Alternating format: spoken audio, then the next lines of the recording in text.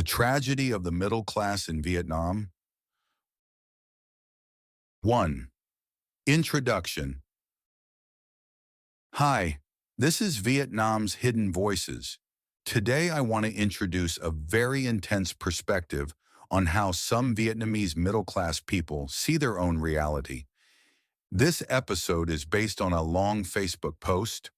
I will leave the link to the original post below this video. The original text is extremely long, almost like a short book.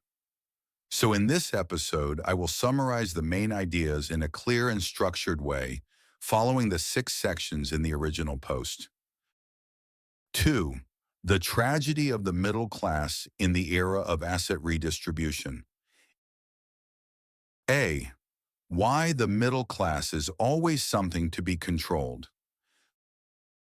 The writer begins with a bold idea.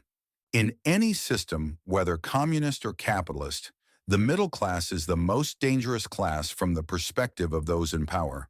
The middle class is educated, they have some money, they have ambition, they can organize, and most importantly, they can demand political power. But systems tend to be most stable when there are only 2 groups, those who rule and those who are ruled. So when the middle class becomes too strong, it becomes something that the system must manage. Not through violence, but through economic pressure. Taxes make them tired. Apartment mortgages chain them for decades. Inflation and living costs keep them anxious. And their jobs keep them too busy to question why they are living this way. The writer concludes, a middle class that is busy, tired, indebted, and unable to save is the safest middle class for any system. B. The 2026 tax reform. A punch to the chest of the middle class. The writer then talks about the coming tax reforms around the year 2026. Millions of small businesses, such as noodle shops, nail salons, small grocery stores, hair salons, and family restaurants, will have to report and pay tax on fully recorded revenue. The older system, where people could negotiate a simple lump sum tax and keep some breathing room, is disappearing. So the writer expects this. Revenue goes up, but taxes go up with it. Costs rise, but profit falls. Regulations and inspections become more threatening. So even if someone earns 60 to 100 million dong a month, they may keep only a few million dong in real savings. The writer believes that as Vietnam aims to become an upper middle income economy, the middle class will be slowly worn down. Not because their business fails, but because the cost of compliance keeps increasing. C. The apartment trap. A golden headband tightening 30 years of your life. When business is difficult, when salaries are slow to grow, and when the money supply rises so fast that holding cash feels like losing money, the middle class naturally looks for something safe. In Vietnam, the middle class often turns to apartments. They look modern. They look clean. They have elevators, gyms, pools, and all kinds of amenities. They look like the perfect middle-class lifestyle product.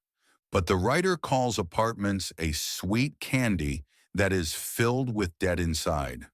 You pay the bank for 20 to 30 years. The building becomes older each year, and after 50 or 60 years, the apartment may lose most of its value. Your children may inherit not a valuable asset, but an old concrete box that is hard to sell and still expensive to maintain. A key difference: Korea versus Vietnam. There is an important difference between the 2 countries. In South Korea, apartment owners also own a share of the land underneath the building. This land share can be extremely valuable. Even old apartments of 40 or 50 years can be traded at very high prices because of reconstruction rights. However, in Vietnam, the system is completely different. Land is owned by the state. Individuals only have land use rights. Apartment owners do not have clear land share rights like in Korea. And the biggest question is this. In 30 or 40 years, when today's apartments reach redevelopment age, what rights will the current owners really receive? At this moment, that system is not fully defined. This is a major long-term risk for both local and foreign buyers. D. The irony of apartment FOMO.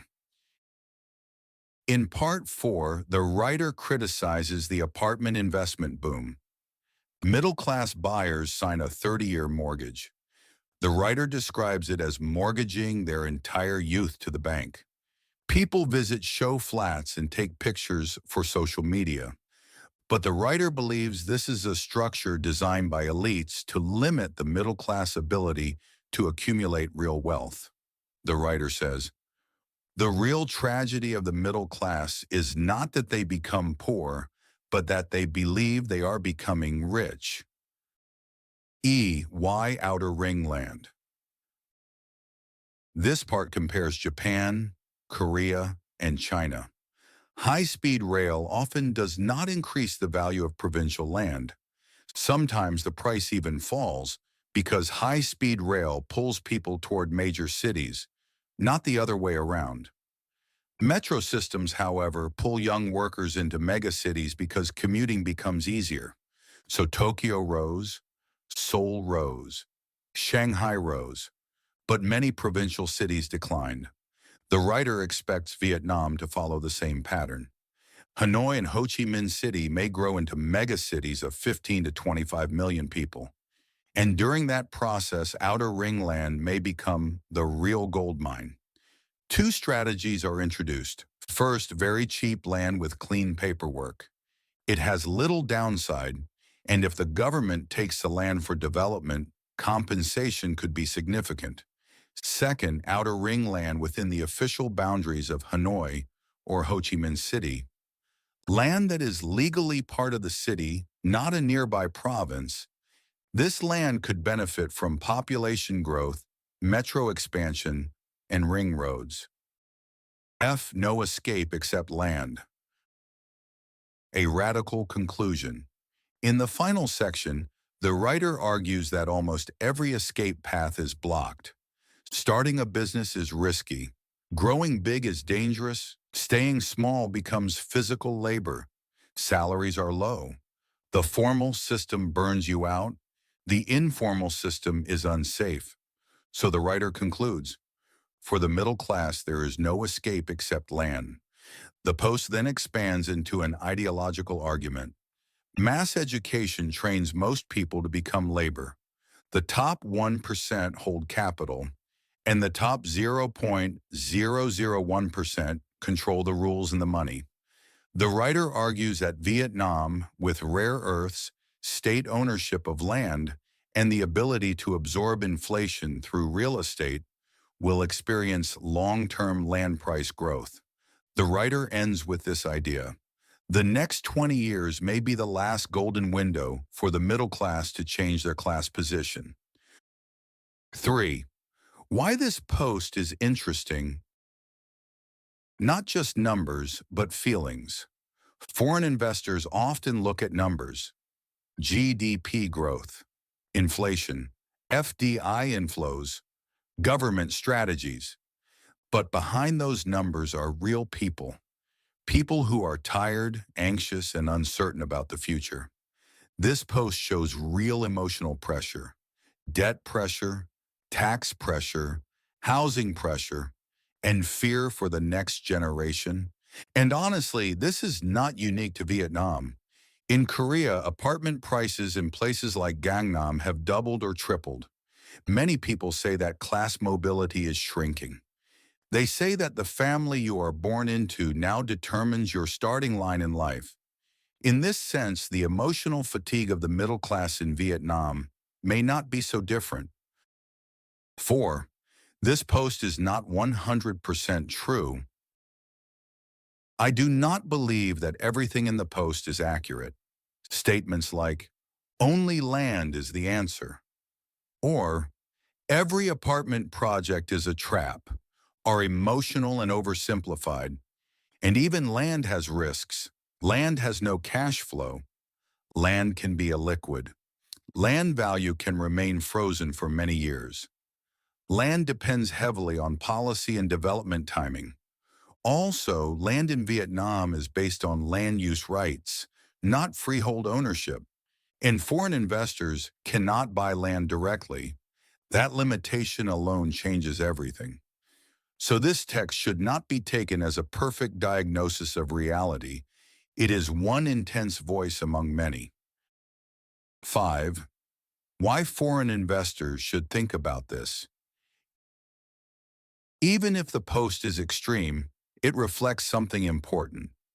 Some Vietnamese people feel this way, and that sentiment can influence the future.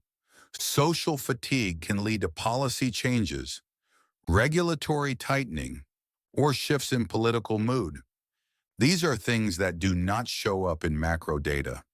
Listening to hidden voices helps us understand Vietnam more deeply. 6. Closing. The post I introduced today is just one extreme view of how some middle-class Vietnamese people see their situation.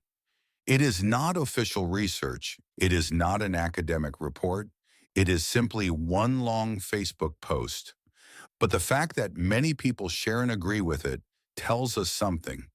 There are real emotions behind Vietnam's economic growth. And if you are a foreigner interested in investing in Vietnam, it is worth paying attention to these perspectives. Thank you for watching. This was Vietnam's Hidden Voices.